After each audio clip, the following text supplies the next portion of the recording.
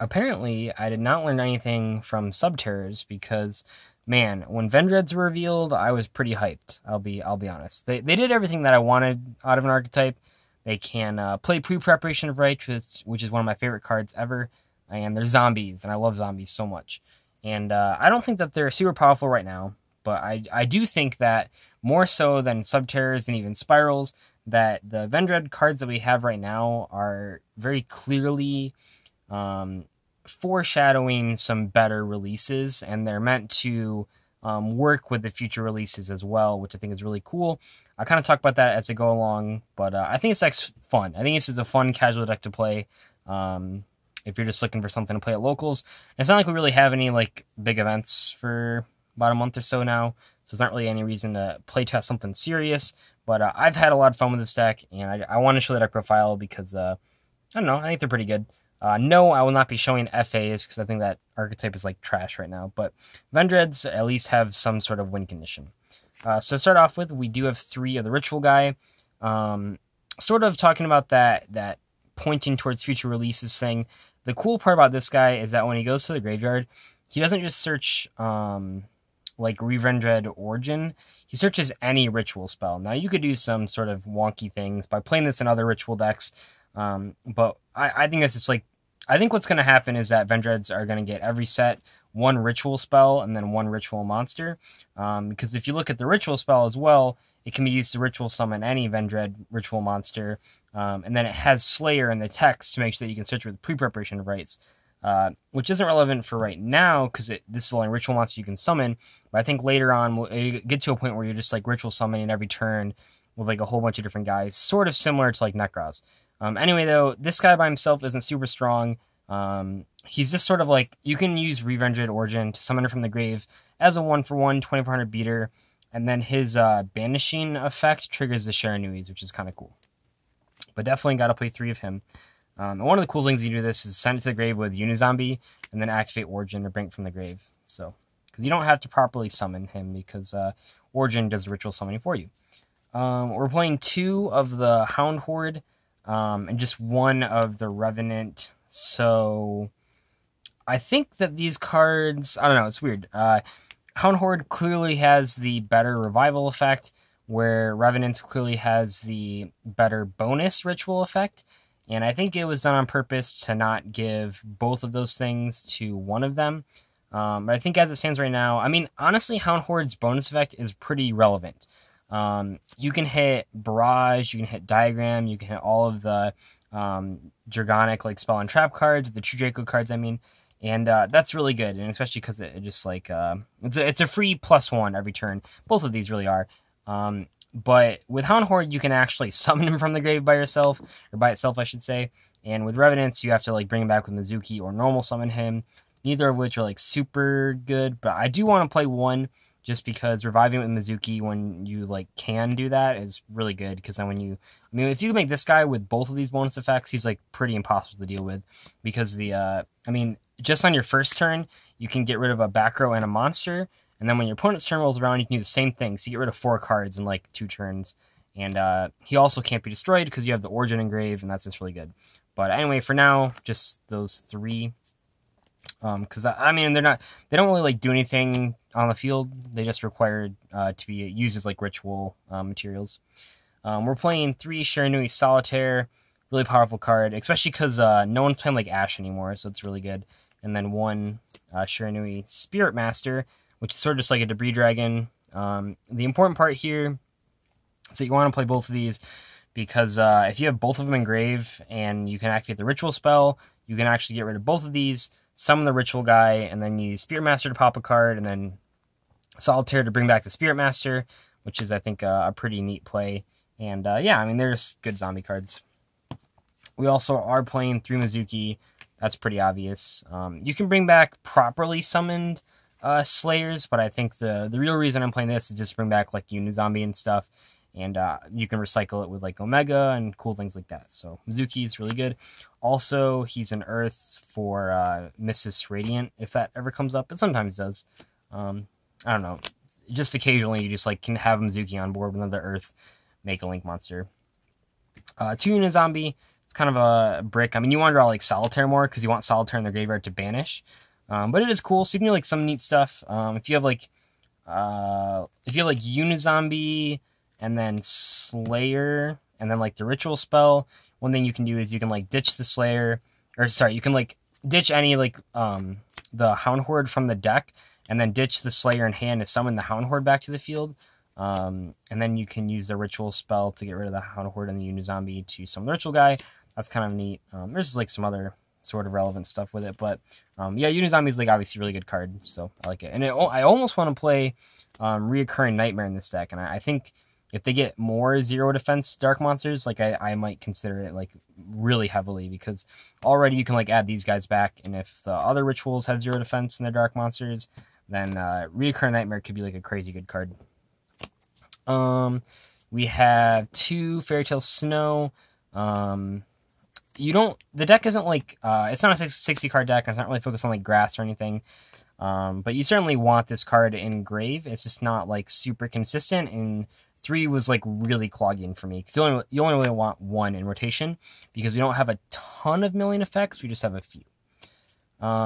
This is a part when people click away from the video, but I am playing just 3 zoo monsters. This is like the very minimum I can play, and I'm playing this for 2 reasons that hopefully you guys can understand. The first reason is that all the Link monsters in the game suck right now, except for Mrs. Radiant. And the easiest way to make Mrs. Radiant is Barrage or any of these guys, because that just gets to it instantly.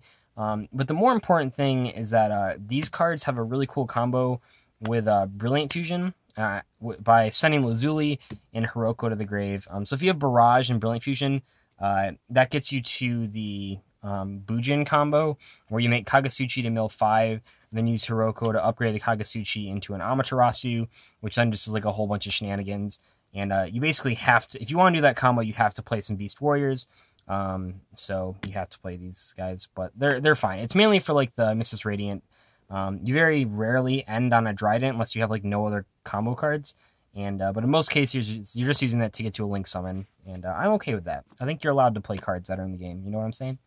I hate playing Gamma Seal, but like everyone's just playing the stupid True Draco Zodiacs that like don't really have a lot of Zodiacs, but just have a lot of True Dracos. Easiest way to like stop that deck is just to Gamma Seal their guy, because then they can't get the ball rolling. And lastly, just 1 Max C. Definitely play other hand traps on the side, but for now, just maintain the Max C. For the spells, we have 3 the ritual spell. This card's ridiculous. The ridiculous part is that like in the future, it can be used as just like it's like a Necros cycle and a Necros mirror, and you can use it for any Vendread ritual monster. And then also like because it has Slayer in the text, you can add it with pre-prep. This card is just like insane. This is like the best Vendread card for sure right now. That's basically why I'm playing the deck. And then 3 pre-prep and 1 regular prep. I don't even know, man. Like I really don't like regular prep. It doesn't do anything in this deck unless you already have a setup, because just adding the Slayer to your hand like isn't very good. Pre-prep's ridiculous because you get to add both to your hand, but just adding the Slayer isn't very good. I mean, you don't even want the Slayer in your hand that much. You want it in the grave. You want the ritual spell in hand, but there are some times where this card like gets in there, and it's obviously like a pretty good late game top deck as well. So it's fine. It'll be more relevant later, I'm pretty sure. Through Brilliant Fusion, the deck's slightly over 40 cards. I think it's like 43 or 44.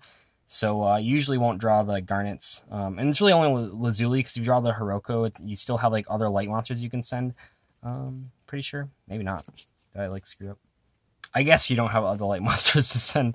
So I guess you do have 2 Garnets. But I don't know. Like I was playing Ghost Ogre in the main, so that's why I thought I was playing light monsters. But I guess it's not in this deck profile version. But yeah, I mean, this card's really good. It's like my favorite card as well. And you can use Seraphonite for Mrs. Radiant, which is like really important.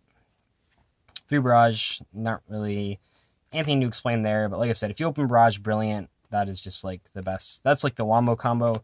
And if you open Barrage Brilliant and then Unizombie or Solitaire, that's like just ridiculous and stupid. So I like that a lot. 1 Soul Charge, 1 Foolish, 1 Burial, just Sasaki one-ofs that you'll probably never draw, but if you do, you'll... Maybe not so much with Foolish, but with Burial and Soul Charge, if you draw them, you'll most likely win, because they're just like absurd. For the traps, 1 Zodiac combo. This card's really, really dumb with Cyframe Lord Omega, and I just think that's hilarious. So we're playing that. And then 1 Shiranui style Swallows Slash. If you can resolve this, you like can't lose the game. And I know it seems weird that I'm just playing one because I just said that, but you never ever want to see multiples of this, and it can be really cloggy, especially going second. But if you can like resolve this, it's just like game over because you just like get rid of 2 of their cards, and you then banish a Sharinui from the deck. Which on your turn, if you use this like aggressively, you can banish a Solitaire to special guy. Otherwise, you can banish Spirit Master, then pop a 3rd card, which is just ridiculous. For the extra deck, we have 1 Hammer Kong, 1 Tiger Mortar, 1 Chakanine, 1 Broad Bull, 1 Trident. You actually only need these 4 if you have Brilliant Fusion, but if you don't have Brilliant Fusion, you only have the Zoo combo. The Hammer Kong is kind of useful. Yeah, but I'm not playing a 2nd Trident, and like we have the combo in here as well, so you don't need to really go on a 2nd Trident. And like I said, like the majority of the time you're just using these for link material anyway, so they don't really matter that much. Because a lot of times you just like use them for link material, and then you go and use the rat to make the Kagasuchi. 1 Emerald, card's pretty neat, especially for recycling the zoos if you can't get to combo. 1 Minerva, really love this card, really glad to have it. I know I mentioned it in the last video, but we obviously don't play any Light Sworns to mill, so it's just for like a free mill 6, and that's pretty cool. Although your opponent always has to wonder if you're playing Light Sworns when they try to kill it, because you could potentially just blow up their whole board. The Kagasuchi and the Amaterasu, very stupid cards. And a lot of times if you just like end them in the Kagasuchi, if like they max you or something, you're perfectly fine. This card's actually really tough for Zoo to get over, and that's kind of funny. And you don't always have like good stuff to get with the Amaterasu. Like it's only relevant to do the effects of like you have banished cards that are worthwhile. So if you don't have that, you can just end the Kagasuchi. That's totally fine. 2 Omega, 1 Stardust Dragon. For the level 8 synchros, you make 2 Omega quite a bit. Omega is obviously good in link summoning because you can just summon it and then get rid of it so that you can put something in the zone that it was in. And I made 2 a lot. Stardust is ridiculous against any form of Zoo because it just stops Trident. And a whole bunch of other stuff too. 1 Seraphinite, that's pretty straightforward. 1 Mrs. Radiant, and 1 Deco Talker. I hate this card. I think it's like I honestly think Deco Talker is just like the worst link monster ever. So we have like the best one and the worst one. I mean, like this card's like fine. It's just like it takes like 3 monsters to summon it, unless you play Gofu, in which case you have to waste extra deck space, and which I don't have. And it's like it gives your opponent like a link marker, and like it doesn't give you any more than like the Mrs. Radiant. It's like why not just play Mrs. Radiant? I just hate this card, but like it sometimes comes up, and the only reason that I mean like at the end of the day the biggest factor for playing this card for me was that if you don't have Zoos or Mizuki or Brilliant Fusion, like if you only have like Mizuki or Brilliant Fusion but nothing else, and you can't make this card, you can always make this guy, and then you can banish him with Snow, and that kind of like makes up for it. But I just hate giving my opponent a link marker. That's just like so bad, because then like they don't have to work to like summon from the extra deck. They just automatically have like 2 spots they can summon from the extra deck, which is just stupid. Yeah, I hate this card. Sorry, there's my Deco Talker rant. I just fucking hate it. Anyway, though, that's Vendreads for now. It's just kind of like a fun, I don't know, it's probably just like a worse Lightsworn Zodiac deck, which is like what I'm playing for real right now. But in terms of like casual funness, yeah, I mean, it's pretty fun, and it's like infinitely better than FAs right now. So yeah, if you're looking to play one of the world premiere archetypes, this is the one you should stick with. And yeah, that's about it. I'll see you guys later.